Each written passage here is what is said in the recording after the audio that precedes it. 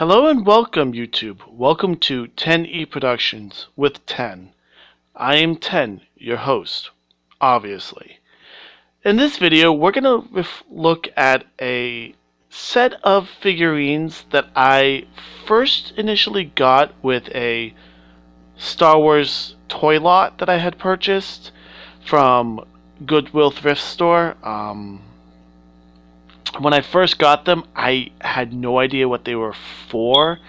I had initially thought they were very akin to Green Army Men, and then I started looking into what they were for and found out that they were part of a game like collection called Star Wars Command, where the intention is to line up your figurines and to just knock over as many as you can with several different pull back and release vessels, including little stands for various ships and or figures, a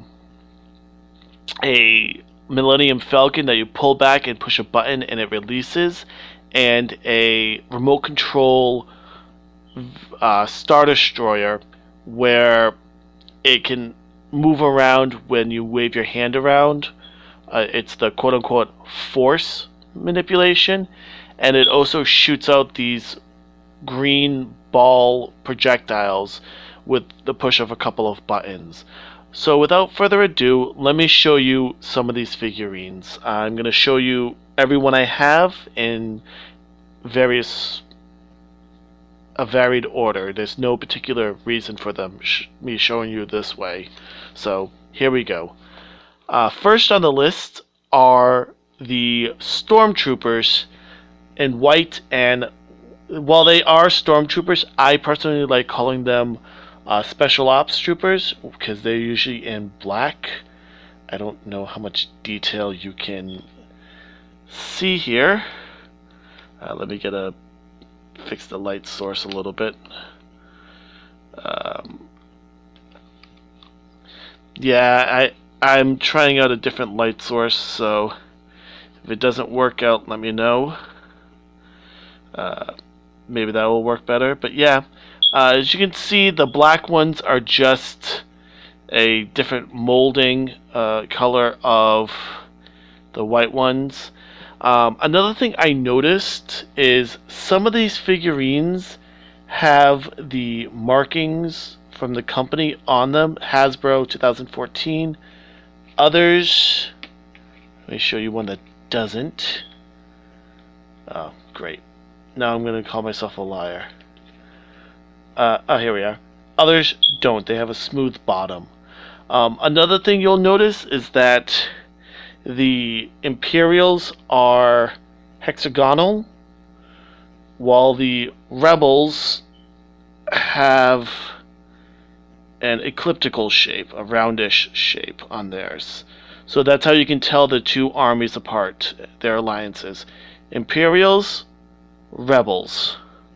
Apparently they have ones from all the different movies and Star Wars Rebels. So let me show you the next crowd. Here we have Rebel Troopers. Again, you can see that they're different color schemes. I personally like using the darker ones as commanding officers. Again, some have, and some, well, sorry, some have, some don't have. So I don't know if the ones that have are from the bigger sets and the ones that don't have are from the booster packs. Sorry, my mouth is dry. But yeah, that's the Rebels. Two different poses. Nicely detailed as well were like the Stormtroopers. So yeah, they're pretty cool. On to the next. Here we have Sand Troopers from Episode 4. You might recall them from Tatooine, where they were asking Obi-Wan and Luke if those were the droids. And Scout Troopers from Return of the Jedi, Episode 6. As you recall, their butts were kicked by Ewoks. Again, nicely detailed. You don't usually get this amount of detail with the basic Green Army men. Sometimes they're so cheaply made. It's one thing I like about Hasbro. They do make good quality figurines. I might even paint some of these guys just because, put some primer on them and paint them to see how they look. But yeah, here are the Sand Troopers and Scout Troopers. And here we have some more Rebel Troopers. These are Cold Weather Gear Troopers, also better known as Echo Base 1 or Hoth Soldiers. As you can tell, they have cold weather gear on. The hat, you can see the quilted material on their arms. I don't know how good quality this is. There we go. Better focused. But yeah, again, very nicely detailed. Again, some have, some don't, but I'm not going to bother searching them all because I don't believe any of these have. I like them. You can actually see these guys with the binoculars. But yeah, let's see other figurines. And here you have both groups of pilots. You have the Imperial pilots and the Rebel pilots. The Imperials wear a full-suited black spacesuit because TIE fighters and other various TIEs, with the exception of the TIE Advanced 1 prototype, the one that Darth Vader used, and I believe the TIE Defender. There might be a few others, not off the top of my head, but most of them don't have an atmosphere, so they have to wear basically flight suits to be able to breathe. These guys are actually some of my favorite Imperials, the pilots. The Rebels are nicely detailed. You can see their helmets with the blast shields on. You can see their survival gear. Even though it doesn't look like they have anything, like when they get jettisoned, they actually have like this weird force field that surrounds them to contain a small atmosphere, and it gives them a 5 to 10 minute breathing room of being EV, extravehicular, enough for rescue. This particular color and outfit is more common with X-Wing pilots and B-Wing pilots. If you notice that the A-Wing pilots, not B-Wing, Y-Wing pilots. If you notice that the A-Wing and the B-Wing wear slightly different suits, again, these are just scrounged up suits to make them look more unique. I like both pilots. I like the fighters from Star Wars, so pilots and droids are my favorite, especially astromech droids, which I do have a few. And here they are. The black ones are Imperial, as you can see. Really nicely detailed.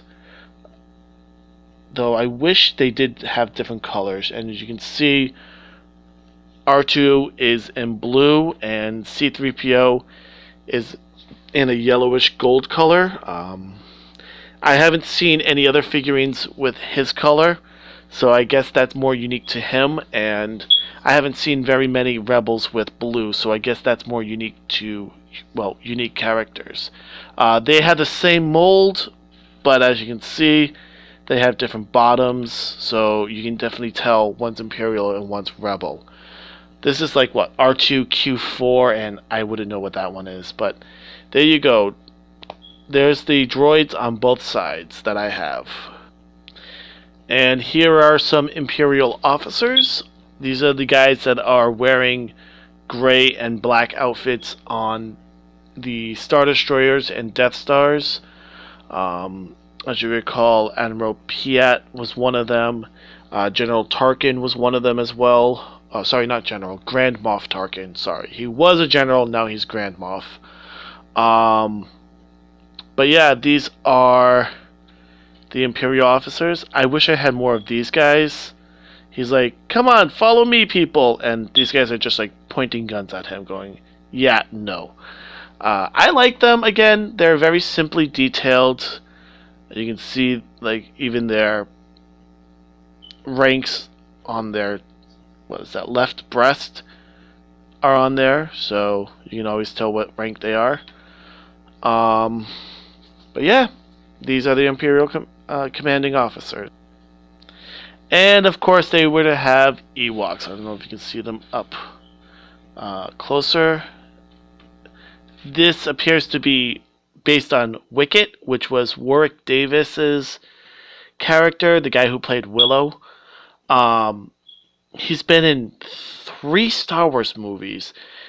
Return of the Jedi, obviously, and then for those who don't know it, I believe it would be the Voyage, the Caravan of Voyage, or something like that. Voyage of the Caravan, and Caravan of Courage. That's it. Sorry, Caravan of Courage, and Battle for Endor, which are 2 movies about Ewoks and a little girl.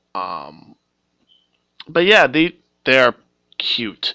They were actually supposed to be Wookiees on Kashyyyk. That was the Return of the Jedi, but instead they cut them in half and made them teddy bears on Endor. Speaking of Wookiees on Kashyyyk, we have Chewbacca and Han Solo. I'm Han Solo, Han Solo. Sorry, I was just watching that video with my kids and I can't get it out of my head. The arboreal race Chewbacca and the Corellian smuggler Han Solo. Again, like I said, I think the blue is for more unique characters, and while the Ewoks were brown, this is a slightly different color brown, and I guess it's more unique for Chewbacca's character. You can see his bowcaster there and Han Solo's gun. Again, I like the detail. You can even see fur on Chewbacca. Hold on. These are Imperial Royal Guards. Normally they're all in red. I don't know why they casted them in black, probably just to make them unique. You can see their force pike that they're holding there. Long robes. Despite those robes, they're very agile. They can actually move pretty fast in them, and they're well trained. Many of them apparently had a connection to the Force, and their training was just brutal. They were paired up with a partner, and at the end, if they survived, it was a fight to the death with their partner, and whoever won became a new Imperial Guard, because the Emperor just wanted straight up loyalty, dedication, just willingness to die for him, and that's what that training taught them. Speaking of the Emperor, here's Emperor Palpatine, also known as Darth Sidious. I don't know why they painted his hands blue. I think it's to show that he's using Force Lightning, just to give him a unique look. He is a silvery color. I think all the unique ones, the Emperor, Darth Vader, Luke Skywalker, and a few others have very shiny colors. I'll show you a few more of them. But for now, let's show you Darth Vader. Yes, you are seeing double. I have actually 2 Darth Vader characters. He keeps falling down.